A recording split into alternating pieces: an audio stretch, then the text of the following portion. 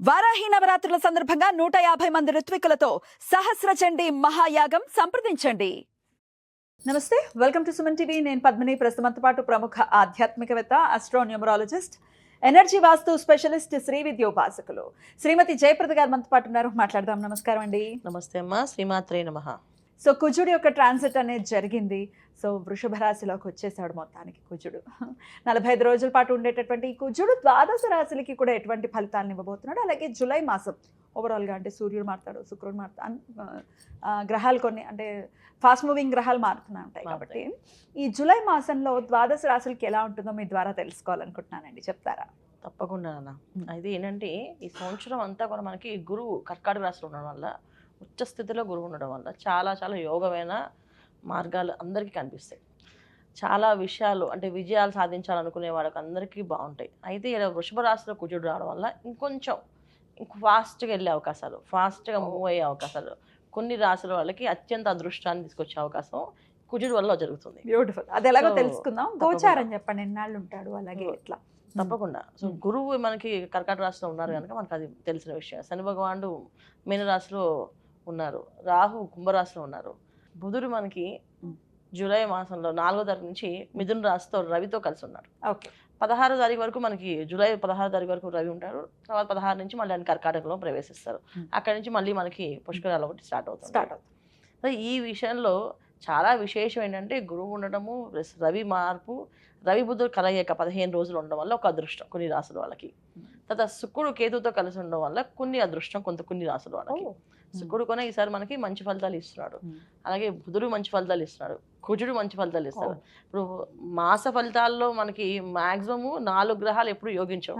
అలాంటిది ఈసారి మనకి బుధుడు, కుజుడు, తర్వాత శుక్రుడు, ఈ 3 గ్రహాలు చాలా యోగ్యంగా మనకి యోగిస్తున్నాయి. మంచి సమయంగా కన్సిడర్ చేయొచ్చు. అయితే చాలా మంచి సమయంగానే అందరికి, అన్ని రాసుల వాళ్ళకి, ఒక్కొక్క రాశికి ఒక్కొక్క స్పెషలైజ్డ్ గా పాపం వచ్చే అవకాశాలు కనిపిస్తున్నాయి. అందువల్ల చక్కగా చూసుకోవచ్చు. సూపర్ అండి. మరి అవేంటో తెలుసుకుందాము. మరి మొదలు పెడదామా? తప్పకుండా. సింహరాశి వీరికి ఎలా ఉండబోతుందండి జూలై మాసం? సింహరాశి వాళ్ళకి ఈ మాసం చాలా మంచి ఫలితాలు ఉన్నాయి అన్న, చాలా గొప్పగా ఉన్నాయి వీళ్ళకి. అదే ఎటువంటి ఇబ్బంది లేదు. అయితే ఏంటంటే వీళ్ళకి ఉండే యోగాలన్నీ, అదృష్టాలన్నీ ఏంటంటే కాస్తంత ముందుకు సాగే అవకాశం కుజుడు రావడం వల్ల కొంచెం ఫాస్ట్గా, కాస్త ఉద్యోగాల్లో ఇప్పుడు దాకా వీళ్ళెవ్వరు ఏం అనకపోయినా ఇప్పుడు అనేవాళ్ళు, గట్టిగా పని చేయించేవాళ్ళు, వీళ్ళు మంచిగా, అది చెడు అయితే కాదు, మంచిగా జరుగుతుంది.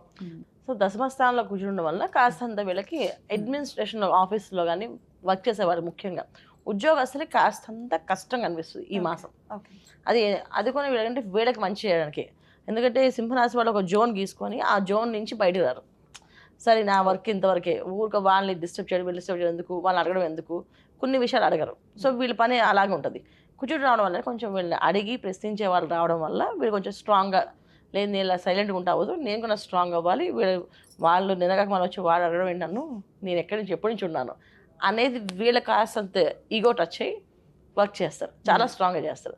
దానివల్ల ఏంటంటే ఉన్నతమైన స్థానానికి వెళ్ళే అవకాశం ఉంది, ప్రమోషన్స్ వచ్చే అవకాశం ఉంటుంది, వ్యాపారాల్లో అభివృద్ధి వచ్చే అవకాశం ఉంటుంది. ఎందుకంటే వైఫ్ అండ్ హస్బెండ్ మధ్యలో ఉండే ప్రాబ్లమ్స్ కూడా సాల్వ్ అయ్యే అవకాశం ఉంటుంది. బ్యూటిఫుల్. సో ఈ విధంగా వీళ్ళకి సింహరాశి వాళ్ళకి కుజుడు ఒక ఇంపాక్ట్ ఉన్నది ఈ మాసంలో బ్రహ్మాండంగా ఉంది. అయితే అష్టమ శని వల్ల ఇలా పిండేస్తుందండి, మాకు చాలా కష్టంగా ఉందండి అని అంటున్నారు. కుజుడు మార్పు వల్ల ఏమైనా ఉపశమనం ఆ రీత్యా కూడా ఉంటుందా? అష్టమ శని ఉండడమే కాకుండా వీళ్ళ రాశిలో కేతు ఉన్నాడు.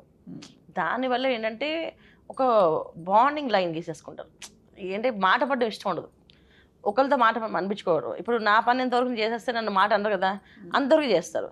దానికి మించి కొంచెం ముందుకు వెళ్ళినా కొంచెం అడ్వాంటేజ్ తీసుకొని చేసి వర్క్ చేస్తే ఒక గుర్తింపు వస్తుందా బాస్ దగ్గర. అలాంటి ప్రయత్నాలు వీళ్ళు ఏం చేయరు. ఎందుకంటే ఆ గుర్తింపు కోసం వాడితో మాట్లాడేది ఒకరోజు నేను నా పడాల్సి వస్తుందేమో అనే భయంతో నా వర్క్ నేను చేసేస్తాను డిసిప్లిన్గా. అంటే ఇప్పుడు నా పని ఏదైతే ఉందో అదే జాబ్ డన్, అంతే. ఆ లెవెల్లో ఉన్న వాళ్ళని కొంచెం కుజుడు రావడం వల్ల కాస్తంత అగ్రెసివ్గా మార్చి, లేదు కింద వాళ్ళు మనకింద తక్కువ వాళ్ళు కూడా మంచి పోస్టులు వస్తున్నాయి, మనకు రాకపోతే ఎలా అని చెప్పి అప్పుడు వీళ్ళు కొంచెం అగ్రెసివ్గా మారే అవకాశం ఉంటుంది. ఈ కేతు ఒక ఇంపాక్ట్ ఏంటంటే వీళ్ళ నాలెడ్జ్ 100% గెయిన్ చేయగలుగుతారు. 100% గెయిన్ చేసి దాన్ని ఇలా కాదు ఇలా చేయాలని చెప్పి ఒక ప్రాక్టికల్గా వీళ్ళు చేయగలుగుతారు. అష్టమ శని ప్రభావం వీళ్ళ మీద ఉంటుంది, అది మనం మార్చడం. ఇది మాస ఫలితాల్లో కుజుడు యొక్క ఇంపాక్ట్ వాళ్ళకి అదృష్టాన్ని తీసుకొస్తుంది. బ్యూటిఫుల్. సో అందుకని అదృష్ట యోగాల్ని మనం వాడుకోవాలి. రైట్. సో వచ్చే ఆ అష్టమ శని ప్రభావానికి మనం పరిహారాలు చేసుకుంటూ ముందుకెళ్ళడమే తప్ప దాన్ని మార్చడం అంత తొందరగా అవ్వదు కదా. అందుకని ఓకే, అయినప్పటికీ మరి వీళ్ళు ఎటువంటి పరిహారాలు చేసుకోవాలి? వీళ్ళు ఖచ్చితంగా ప్రతి ఆదివారం సూర్య భగవాన్ని ఆరాధన, ఆదిత్య హృదయం ఇవి చేసుకుంటూ వెళ్ళాలి. ఎందుకంటే అష్టమ శని ప్రభావం తగ్గాలి అంటే వీళ్ళలో లీడర్షిప్ క్వాలిటీస్, ఉన్నతమైన స్థానం, ఆలోచన విధానం, ఆరోగ్యంగా ఉండడానికి ఎక్కువగా ఉండాలి. ఈ ఆరోగ్యం కోసం ఆదిత్య హృదయం పారాయణ చేయడం, సూర్య నమస్కారం చేయడం, ఆదివారం సాత్విక ఆహారం తీసుకోవడం, ఈ మాసం అంతా సుబ్రహ్మణ్య స్వామి ఆరాధన ఎక్కువగా చేసుకోవాలి. ఎందుకంటే దశమ స్థానంలో కుజుడు వీళ్ళకి ఇంపాక్ట్ ఉంది కనుక ఎక్కువ సుబ్రహ్మణ్య స్వామి ఆరాధన చేసుకోవడం వల్ల అగ్రెసివ్ అంటే ఎక్కడ ఏది మాట్లాడాలి, అంటే ఎక్కడ మాట్లాడాలి, ఎక్కడ తగ్గాలి అనేది విషయం తెలియాలి కదా.